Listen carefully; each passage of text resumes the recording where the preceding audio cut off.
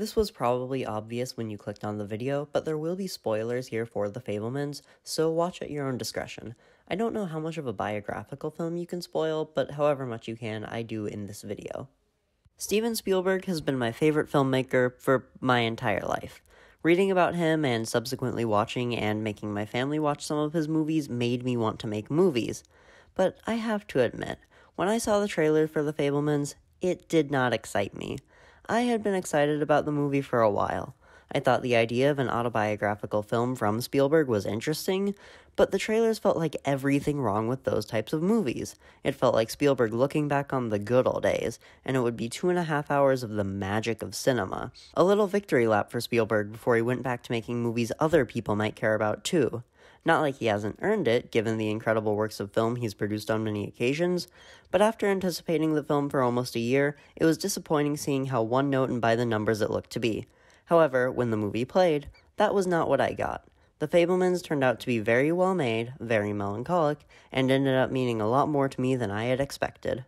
Going into the movie, I expected it to be an overly sentimental and nostalgic misfire, but I also expected it to be a well-directed, overly sentimental and nostalgic misfire. And though I was wrong on the overly sentimental and nostalgic misfire part, I was spot on with the well-directed. Spielberg, whether or not you consider him to be a top-level filmmaker in terms of making challenging and innovative films, is certainly a top-level filmmaker when it comes to talent and technique. The guy knows his way around a camera, and even some of his weaker movies are made with a certain style and flair a lot of other, similar movies might not be made with. Like, Ready Player One isn't the greatest, but from so many other filmmakers it would be a bland and forgettable brand extension a la Space Jam: A New Legacy. The Fabelmans, in this respect, is no different. The camera moves in interesting ways and captures visuals in a way the viewer wouldn't expect, but it ultimately makes the film more interesting and helps it to leave an impression. My mind almost immediately goes to the scene where Sammy is filming the family's new house, and the footage she shot plays with no audio except the sound of the projector and John Williams' score. Other notable instances of this include any scene Sammy is directing and editing, and the final shot where the horizon moves from the middle to the bottom. Also, the cinematography is pretty cool. It isn't as interesting as The Batman or a Blade Runner 2049, but it doesn't need to be, and the cinematography fits the film. Similarly, the acting is not the most impressive I've seen in my entire life, but it once again fits the film and story Spielberg is telling. I've probably said it so many times I sound like a broken record, but expecting a sentimental walk down memory lane, it was surprising and compelling to see just how much The Fabelmans subverted my expectations. The film has its sentimentally nostalgic moments, as the first 15 minutes prove, but it rarely lingers on them, and especially in the case of the opening 15 minutes, it's there to serve a purpose.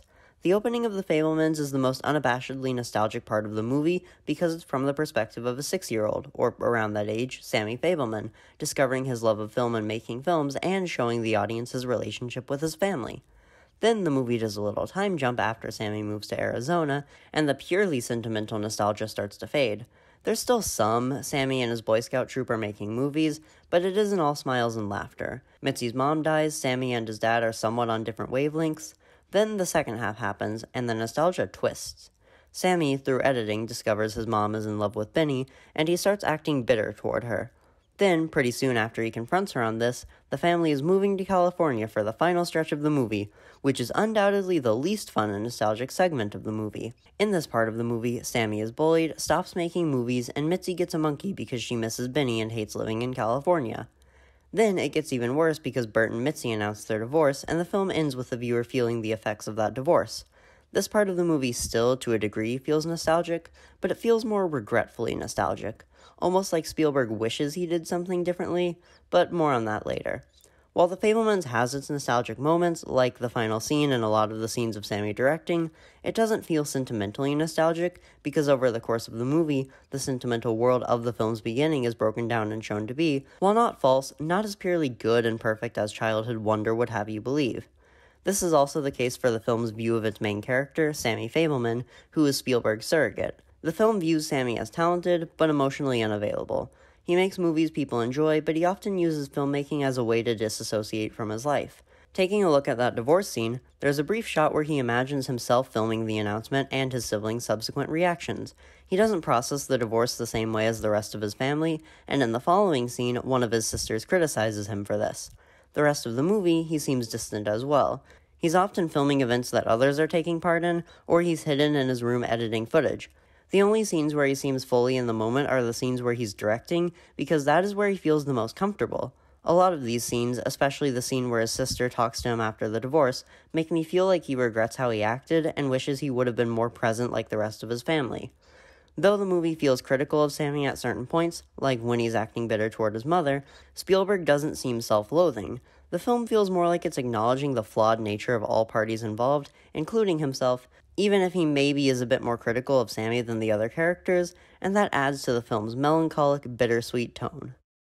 Alright, now to the real reason I'm making a video about this movie. Everything up to this point is what makes this movie great, but what made it stick with me, and what makes me want to talk about it in a video, is how it resonated with me. There's the obvious, like how much I relate to Sammy, especially in contrast to most coming-of-age protagonists. He's shy, kind of in his own world, and he's obsessed with and fascinated by movies.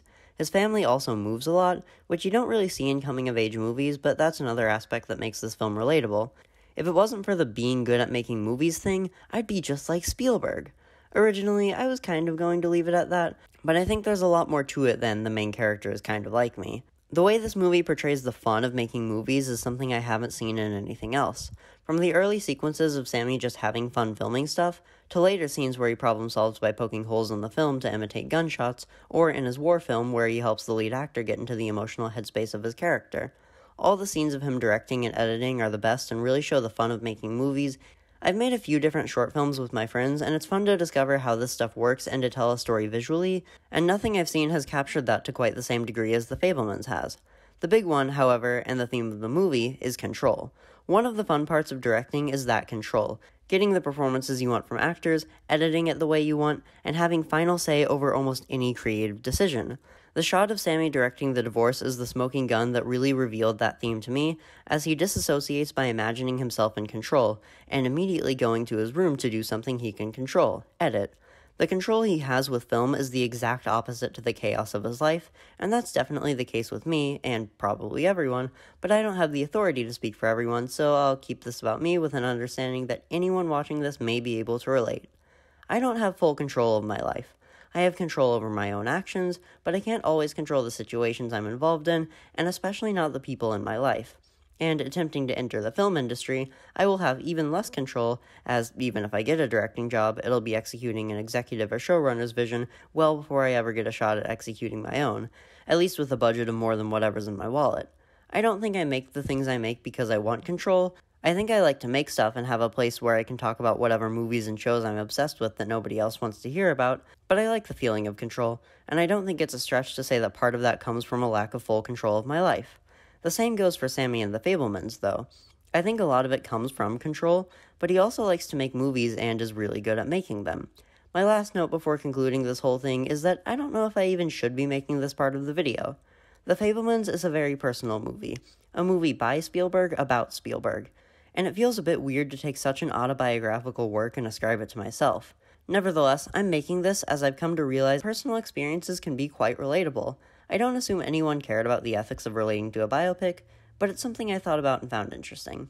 It always feels weird to talk about myself in a microphone and send it out into the wild world of the YouTube algorithm, but for these pretty short videos I make every once in a while, I have the added benefit of talking about movies most of the time and ever so briefly focusing on myself. Spielberg went and made a not-so-short movie where all he did was focus on himself. I think a lot of people can see this as selfish and egotistical, and while I don't think I can ever fully argue with that, I also don't think this movie falls under that category, at least not egregiously. I kind of assumed going in that that was all this movie would be, a wowee, look how great I am, ego stroke of a movie, but leaving the theater, I thought about how nuanced the movie was. It had its nostalgia, as I think any movie about someone's childhood would, but its nostalgia feels bittersweet, coming with a level of sadness, pain, and regret. I can't imagine how difficult it would have been to make a self-reflective 2.5-hour long movie. Spielberg says he's been talking about making a movie about his childhood for a long time, and I can understand why he'd put it off this long. But I'm glad he got around to it, because from anyone else, I don't think this would be anywhere near as good.